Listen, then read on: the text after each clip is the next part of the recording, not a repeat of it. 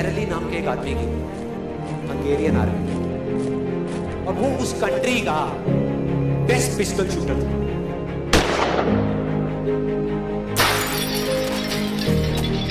जितनी भी national championships हुई थी उस कंट्री में, उसको वो जीत चुका था। और सबको ऑलमोस्ट कंफर्म था कि 1940s में जो ओलंपिक्स होने वाले हैं उसमें गोल्ड मेडल कैरली को ही मिलेगा। और उसने सालों से ट्रेनिंग करी थी। उसका एक ही सपना था, एक ही फोकस था कि मुझे अपने इस हाथ को दुनिया का बेस्ट शूटिंग हैंड बनाना है, बेस्ट बनाना है, बेस्ट बनाना है। और वो कामयाब हो गया, उसने बना लिया बेस्ट शूटिंग हैंड। सिर्फ 2 साल का फर्क। 1938 में एक आर्मी का ट्रेनिंग कैंप चल रहा था, वो आर्मी में था, तो एक एक्सीडेंट हो गया। उसके उसी हाथ में जिससे उसने गोल्ड मेडल जीतना था, उसमें एक हैंड ग्रेनेड फटा और वो हाथ चला गया। जो उसका सपना था, जो फोकस था, सब चला गया।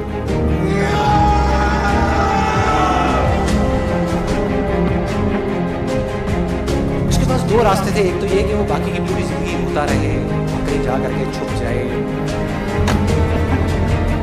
या अपना जो गोल था जिस पे उसने फोकस किया हुआ था उसको पकड़ करके रखा। तो उसने फोकस किया उस पे नहीं जो चला गया था, जो उसके पास नहीं था। उसने फोकस किया उस पे जो उसके पास था।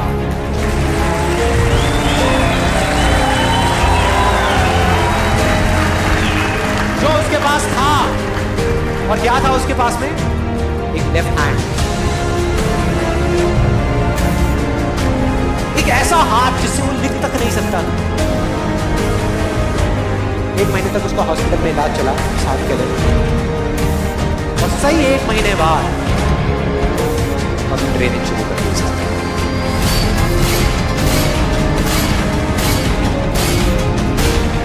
ट्रेनिंग के 1 साल बाद, मतलब कि 1949 में वो वापस आया।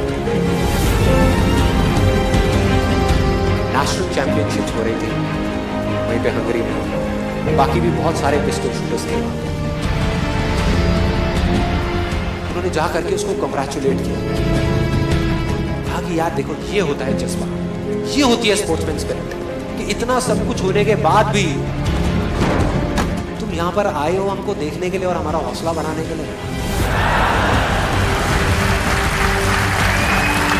किसी को नहीं पता था कि वो 1 साल से अपनी ट्रेनिंग कर रहा था लेफ्ट हैंड की, और उसने जवाब दिया,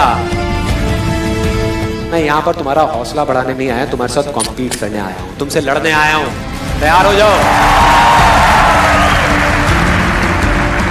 और कंपटीशन हुआ।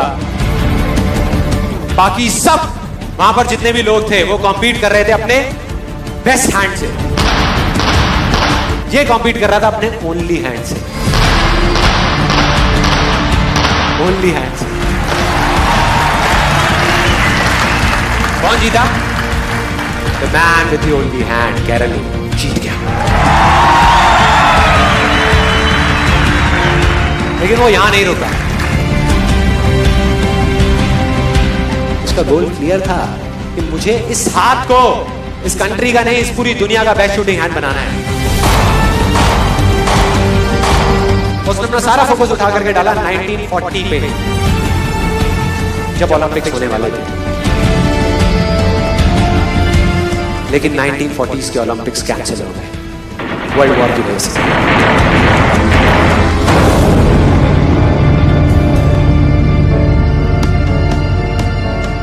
उसने अपना सारा फोकस उठा करके कहां डाल दिया?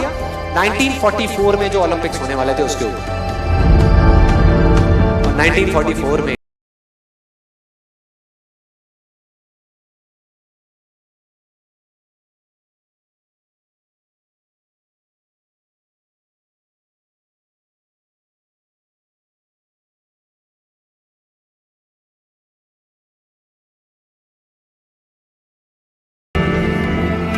(1938) में उसकी एज थी 28 साल।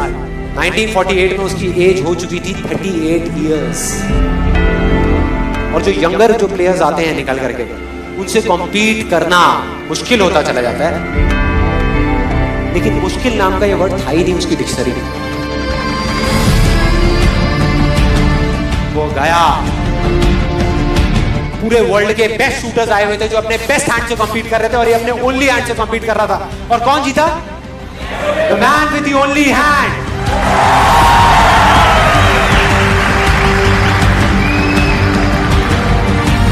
लेकिन वो तब भी नहीं रुका। 1952 ओलंपिक्स, दोबारा कॉम्पीट किया उसने और इस बार गोल्ड मेडल कौन जीता? गैरल ली।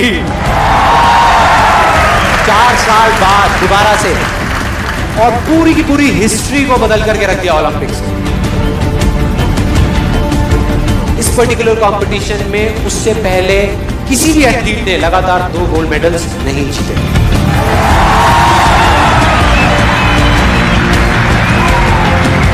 अब किसी भी लूजर के पास चले जाओ, उसके पास लिस्ट होगी बहानों की कि मैं इस वजह से फेल हुआ अपनी लाइफ में, इस वजह से मैं कुछ नहीं कर पाया। बहुत लंबी लिस्ट है। और दूसरी तरफ विनर के पास चले जाओ, उसके पास में 1000 वजह होगी वो ना करने की जो वो करना चाहता है, सिर्फ एक वजह होगी वो करने की जो वो करना चाहता है, और वो कर जाएगा।